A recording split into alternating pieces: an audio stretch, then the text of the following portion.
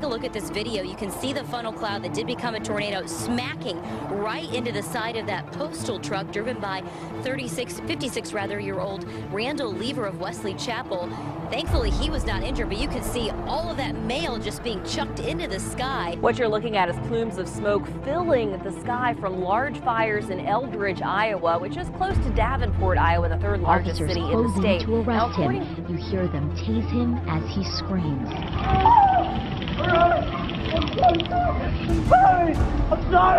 As officers try to get Gabaldon into cuffs, it appears one of them hits him over the head with his taser, then elbows him. 却出现了海市蜃楼景观，这个杰比04的大楼呢，矗立在云层当中，引发大家热议。但是当地的民众大多没有看到，网友就质疑说，这会不会是拍到镜面折射出来的效果？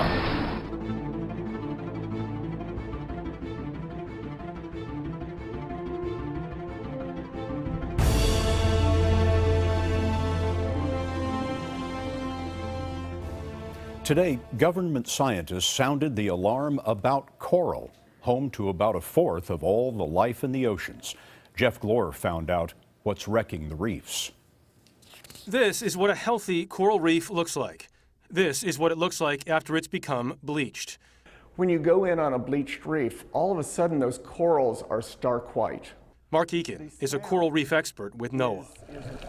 The sound is amazingly quiet. It's eerily quiet. The fish aren't behaving normally. Bleaching occurs when coral is exposed to warmer than normal water. The coral gets stressed and loses its coat of protection. If the coral remains exposed for long periods of time, it can die. NOAA says climate change is the primary cause. 2014 was the warmest year on record, so coming into this year, the oceans were already warm.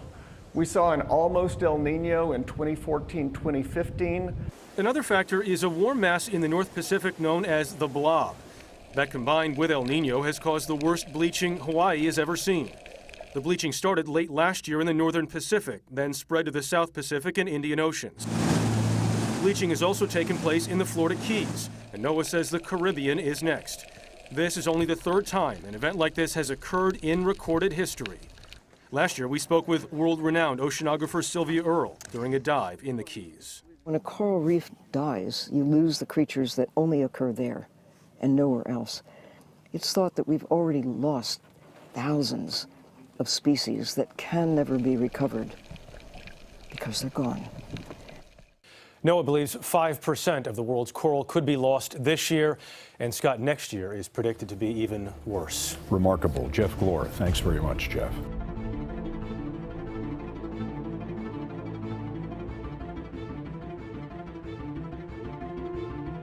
是在大陆广东佛山这边，日前却出现了海市蜃楼景观。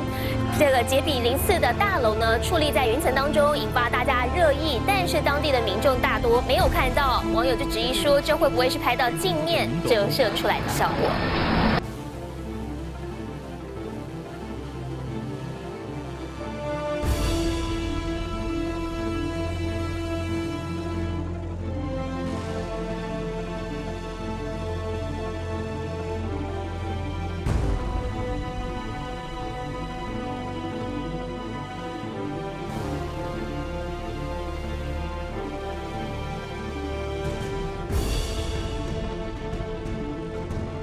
Frightening video out of Tampa Bay, Florida. This of a waterspout suddenly overtaking motorists crossing the Sunshine Skyway Bridge. Let's take a look at what happens here because there's a funnel cloud. Oh, you can see it right there. It tore through the area and it lifted a big truck off the ground. It knocked it to its side Sunday morning. Perhaps you can see it again because the truck sustained significant, look at that, significant damage. But the driver, we're happy to report, was not harmed. What a terrifying thing to encounter. I know.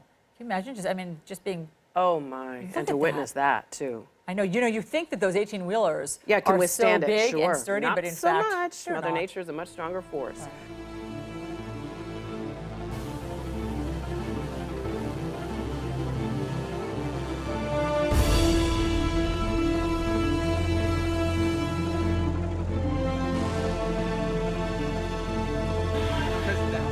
Right. Bleacher seats look like a giant waterfall at Stadium High School in Tacoma, Washington. Look at the rush of water come straight into the football field.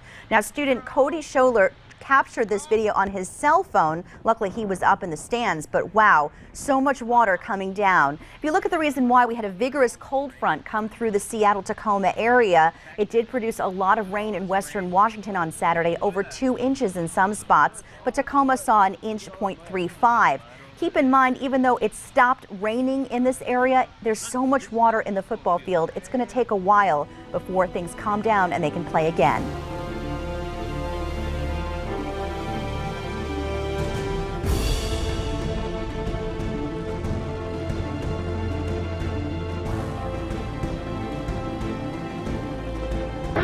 You're watching cell phone video from June 4th. The man in the black running from Albuquerque police is Danan Gabaldon. The video doesn't show what happens next, but you hear a vehicle suddenly rev up, then this.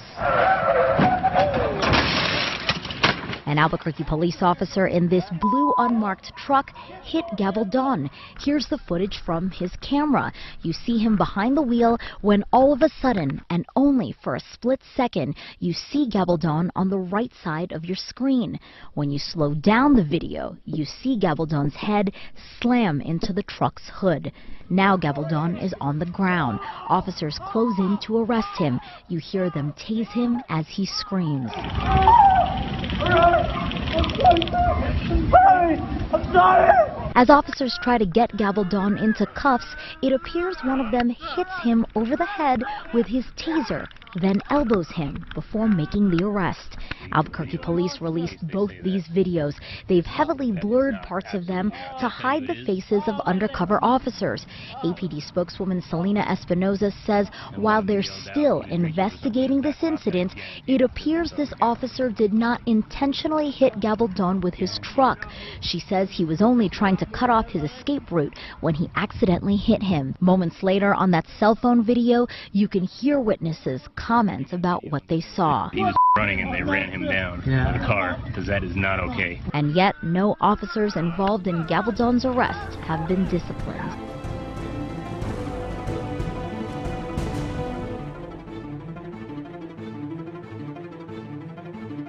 A video out of Prairie View, Texas is raising questions about police use of force there. A councilman is seen getting tased while on his knees with his back to officers. Police say he was resisting arrest. Jerika Duncan has more. 26-year-old Jonathan Miller was on his knees with his hands by his side when he was tased Thursday night by Prairie View, Texas police. Go over there before you go to jail for interfering, man. Before using the taser, police warned the city councilman several times to put his hands behind his back. He's gonna have to taser. You're not doing like you're supposed to. God! Put your hands behind your back. Put your hands. What the? Hands behind your back. Put your hands behind your back. I live here, man. Officers arrived at the scene to question Miller's fraternity brothers, who were outside Miller's home. Miller came out to ask what was going on. I'm not trying to be combative or anything. Okay, I'm not either. I understand that, and you're coming in at the tail end of it. Like he just told you, everything is okay. They already explained everything to me. But the situation escalated when another officer asked Miller to move away.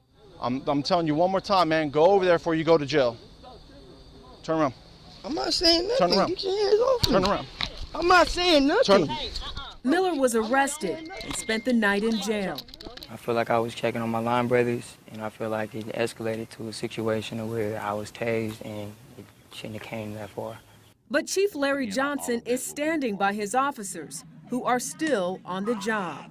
In that situation, officers were conducting an investigation. They asked that you step away from the scene and allow them to finish what they were doing out of safety for all concerned. Coincidentally, the female officer in the body camera video is the same one who transported Sandra Bland to a county jail after she was arrested in July. Bland made national headlines after authorities say she hanged herself while in custody. Jeff, as for Councilman Miller, he was charged with interfering with public duties and resisting arrest. Jerika Duncan, thank you very much.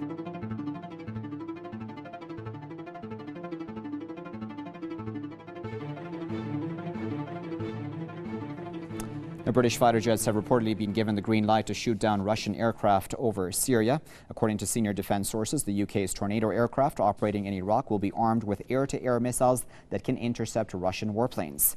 They say pilots have been allowed to fire at Russian jets if they think their lives depend on it. The military sources say it is just a matter of time before a deadly confrontation with Russian jets. London is pushing for a parliamentary authorization to extend its airstrikes in Iraq to Syria, where Russia is bombing positions of Daesh terrorists.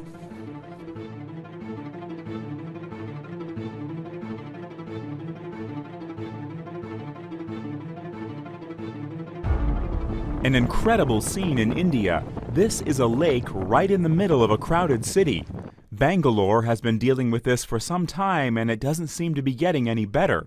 The fluffy white foam is actually pollution. It's the toxic byproduct of untreated runoff from manufacturing firms. As we can see, the foam often fills a river that flows through the city. People walk right by the foam on bridges, and sometimes winds fan the foam into nearby roads. This scooter rider tries to avoid the foam but isn't quite successful. Critics say environmental regulations are inadequate to cope with Bangalore's massive development. They're hoping scenes like this will create pressure for tougher rules. I'm Matt Sampson, The Weather Channel.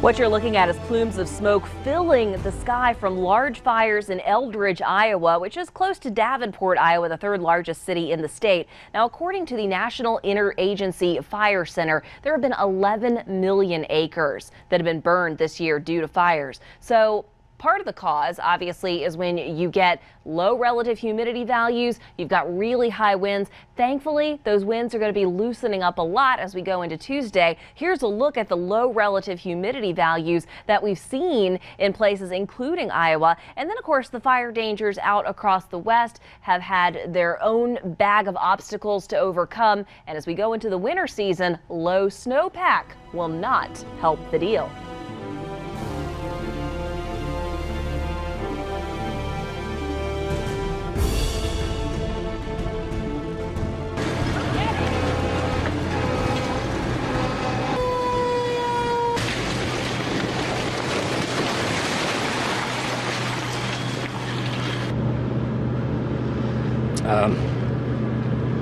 It's difficult when you live with somebody for 24 hours a day, and you're laughing and joking 1 minute, and then something like this happens in the line of duty, and what is good for their families to remember is that they did not die in vain. They saved 2 civilians, carried them out of the second floor on ladders before the wall collapsed.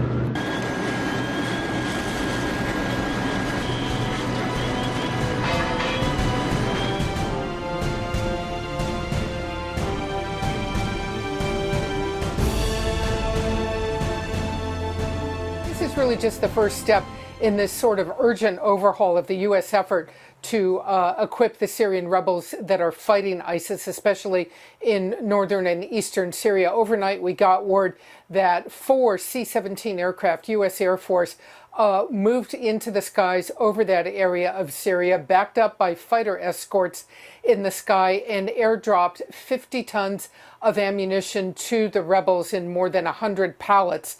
hitting the ground. The word is that the rebels were able to recover everything dropped. This is ammunition, hand grenades, small arms types of things that these rebel groups desperately had needed for weeks. They had said they were running out of ammunition. The U.S. was deciding whether it wanted to support them in this way, and last week President Obama approved the plan. So expect to see more of this. This is a coalition of about 5,000 Arab tribes, militias, along with some Kurdish groups up in this region that have been having a lot of success. The U.S. believes in battling ISIS. They needed ammunition, they needed some supplies, and this, the U.S. feels, will be a major effort to try and get them to have even more success against ISIS.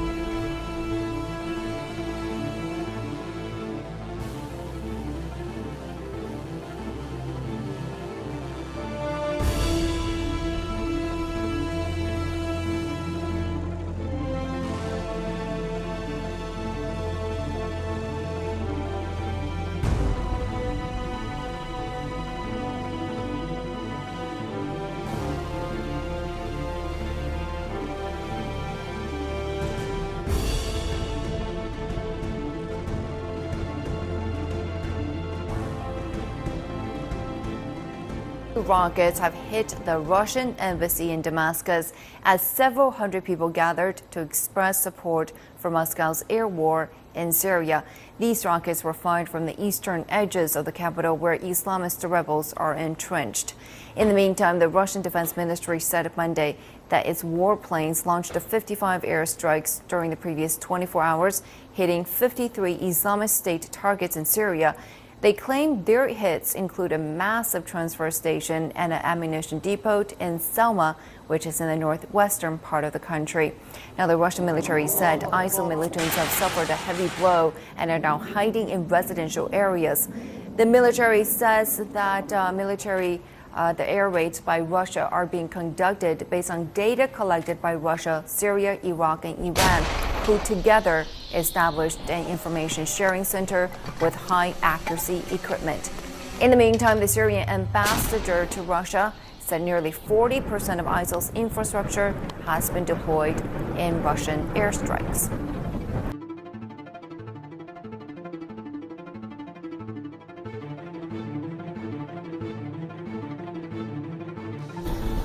So far, we've had over 11 million acres burned this year in wildfires in the United States. That is really an astronomical number. In fact, it is a record. We've never had a year that up to this point, year to date, in October, that we've had that many acres burned. In fact, take a look at some of the numbers. The closest ranking to this year was almost 10 years ago, 2006, but that was only 9 million acres. Of course, that's a lot. But compared to this, this year we've had 2 million acres more than that have burned. And it's really no surprise. And by the way, we've had over 50,000 separate fires this year, which, overall doesn't really stack up that high. It's just that they've been so large and so difficult to control, and it's no surprise. I mean, you look at the drought out west, it's been devastating. Conditions just totally conducive to big fires that get out of control very fast.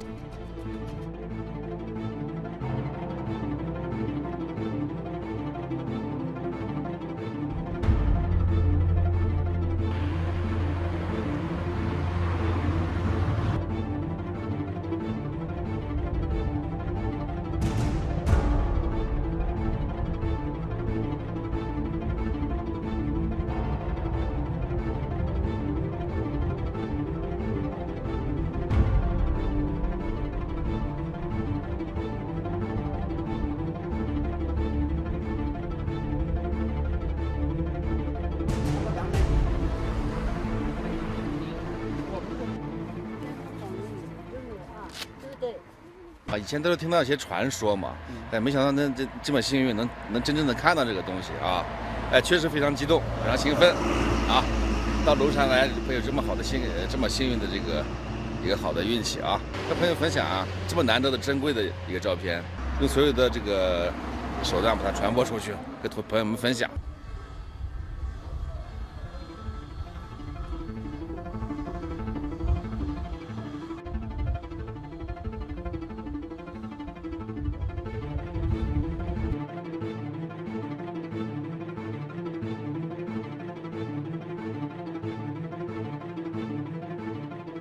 This broadcast aired the footage of long tunnels saying that these missiles were on launch pads and ready to be fired in case of an attack on the country.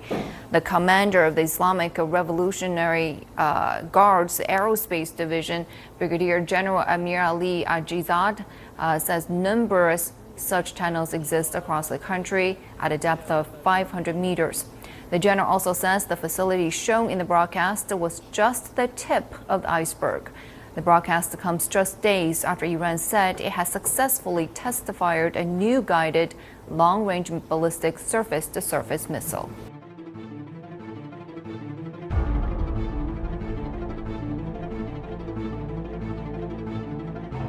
Pope Francis has, in a rare move, asked for forgiveness on behalf of the Catholic Church for a series of scandals that have recently hit Rome and the Vatican. The word of Jesus is strong today. Woe to the world because of his scandals. Jesus is a realist. He says it is inevitable that there will be scandals. But woe to the man who causes scandals. Today, before I begin the catechism, in the name of the Church, I ask you for forgiveness for the scandals that have occurred recently, either in Rome or in the Vatican. I ask you for forgiveness. The pontiff didn't elaborate more on the content of the controversies, but the Catholic Church has been at the center of several scandals in the past weeks. He seems to be referring to a scandal by a Polish priest who came out as homosexual on Sunday. The other scandal would be about a clergyman and his alleged sexual activities. A group of local priests published a letter online saying they were furious to discover that the clergyman in question had been transferred to another part of Italy instead of being disciplined.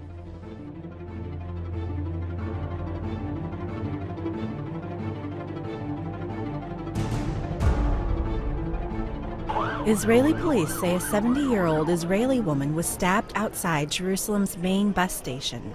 Officials say the woman was moderately wounded, her assailant shot by security forces. It happened just hours after Israeli police shot and killed a man. They say he was trying to stab security forces outside Jerusalem's Damascus Gate. The violence comes as Israel's deploying hundreds of troops to counter a wave of attacks. There are more than 300 soldiers that are working under the command of the Israeli National Police in order to heighten security. And at the same time, there's a possibility that there will be different roadblocks that will be set up in and around the different Israeli Arab neighborhoods. Yet Palestinians say the uptick in violence is a result of the ongoing disputes in the region.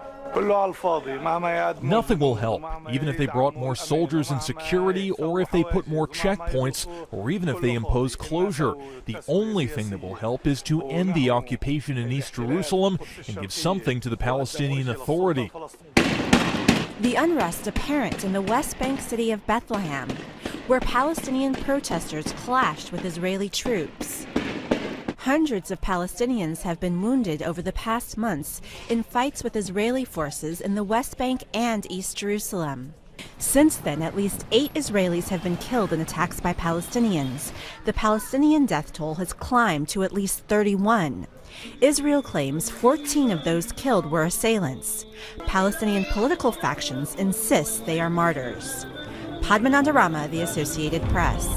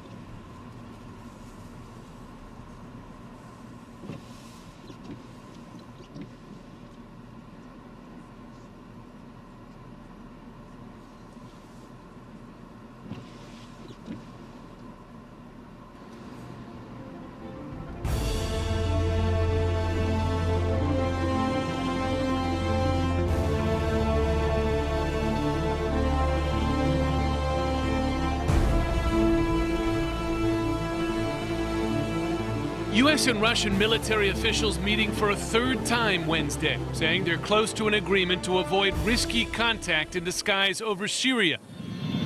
But their warplanes are already coming dangerously close. 2 U.S. and 2 Russian aircraft came within miles on Saturday, so-called visual range, before they moved away. You need to make sure that you can continue to answer all bells, as we say in the Navy. And that means having an assurance of safe and professional conduct, in this case by the Russian side. Russia insists its fighter jets intended no harm. Our jet turned and approached it, not to scare someone, but to identify the object and whom it belonged to. The close encounter comes as Russian aircraft continue to shadow U.S. drones monitoring the border with Turkey, amid a massive expansion of Russian air and ground operations inside Syria. We've seen some unprofessional behavior from Russian forces.